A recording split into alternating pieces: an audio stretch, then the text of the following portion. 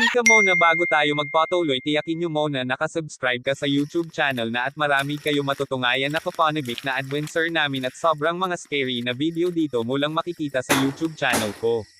At mga ka-ghost hunters, totoo talaga eto karanasan. Sometimes the things you see in the shadows are more than just shadows.